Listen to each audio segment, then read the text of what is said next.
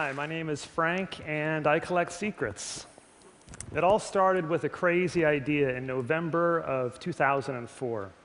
I printed up 3,000 self-addressed postcards, just like this. They were blank on one side, and on the other side, I listed some simple instructions.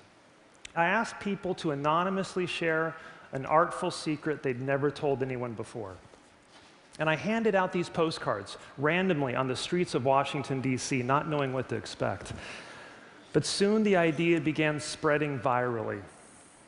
People began to buy their own postcards and make their own postcards. I started receiving secrets in my home mailbox, not just with postmarks from Washington, D.C., but from Texas, California, Vancouver, New Zealand, Iraq. Soon my crazy idea didn't seem so crazy.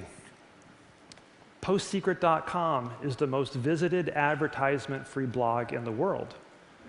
And this is my postcard collection today. You can see my wife struggling to stack a brick of postcards on a pyramid of over 500,000 secrets. What I'd like to do now is share with you a very special handful of secrets from that collection, starting with this one.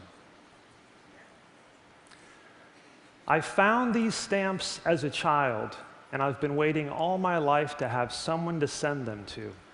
I never did have someone. Secrets can take many forms. They can be shocking, or silly, or soulful.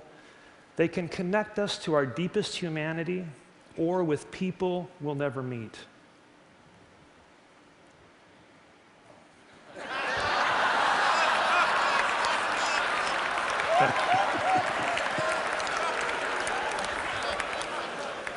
Maybe one of you sent this one in? I don't know. This one does a great job of demonstrating the creativity that people have when they make and mail me a postcard. This one obviously was made out of half a Starbucks cup with a stamp and my home address written on the other side. Dear birth mother, I have great parents. I've found love. I'm happy. Secrets can remind us of the countless human dramas of frailty and heroism playing out silently in the lives of people all around us, even now. Everyone who knew me before 9/11 believes I'm dead.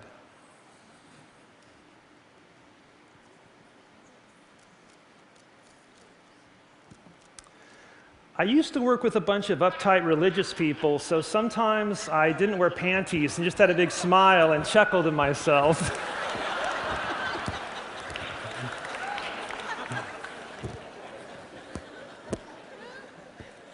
This next one takes a little explanation before I share it with you. I love to speak on college campuses and share secrets and the stories with students. And sometimes afterwards, I'll stick around and sign books and take photos with students. And this next postcard was made out of one of those photos. And I should also mention that just like today at that post-secret event, I was using a wireless microphone. Your mic wasn't off during sound check. We all heard you pee.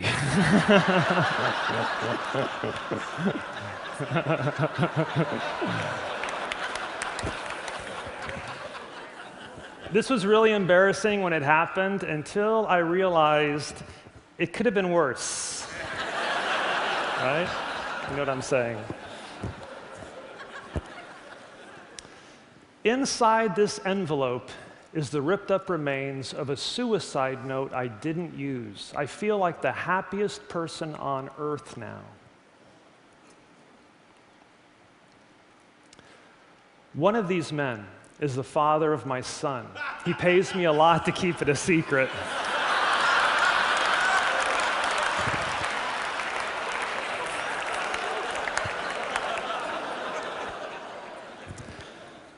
That Saturday when you wondered where I was, well, I was getting your ring.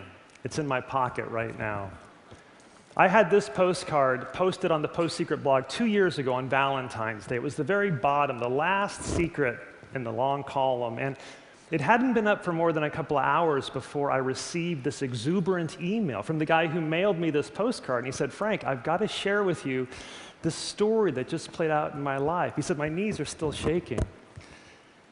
He said, "For 3 years, my girlfriend and I, we've made it this Sunday morning ritual to visit the Post Secret blog together and read the secrets out loud. I read some to her, she reads some to me." He says it's really brought us closer together through the years.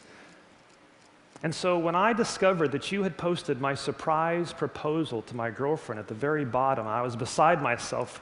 I tried to act calm, not to give anything away. And just like every Sunday, we started reading the secrets out loud to each other.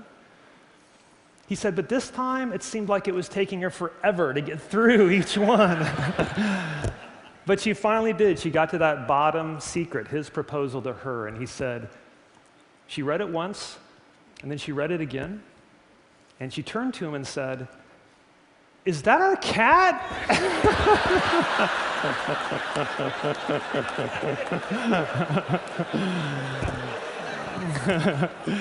And when she saw him, he was down on one knee. He had the ring out. He popped the question. She said yes. It was a very happy ending. So I emailed him back and I said, "Please share with me an image, something that I can share with the whole Post-Secret community and let everyone know your fairy tale ending." And he emailed me this picture.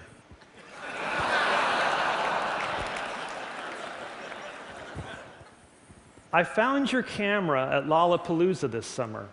I finally got the pictures developed, and I'd love to give them to you."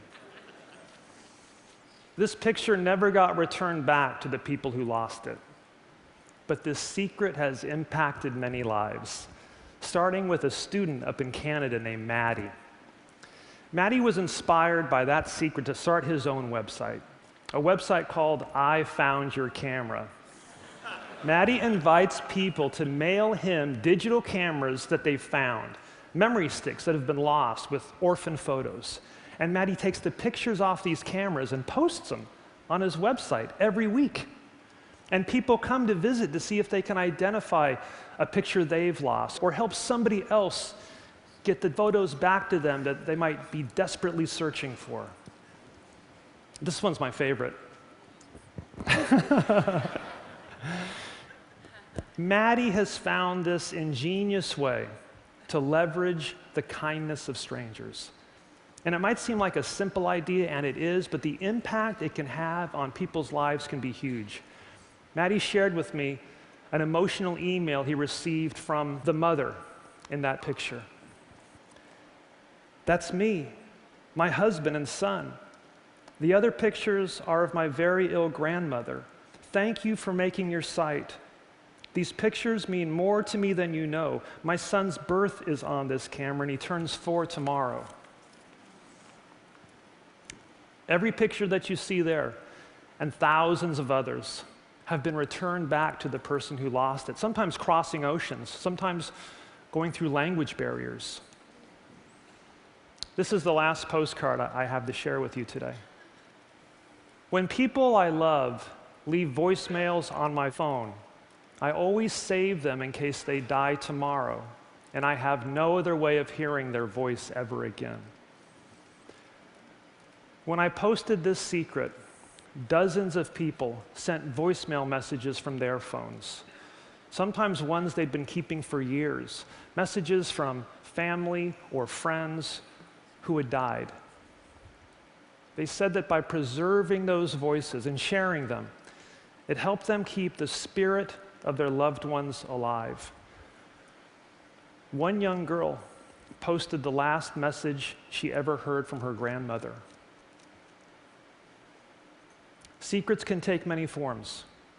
They can be shocking or silly or soulful.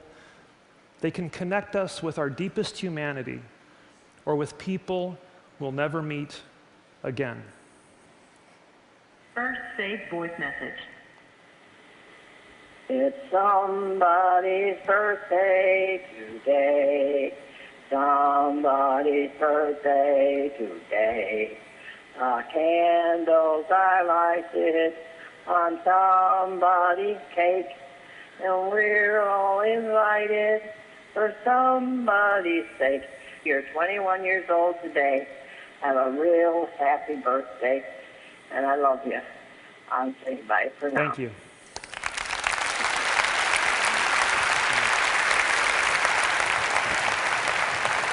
Thank you. Thank you. Thank you.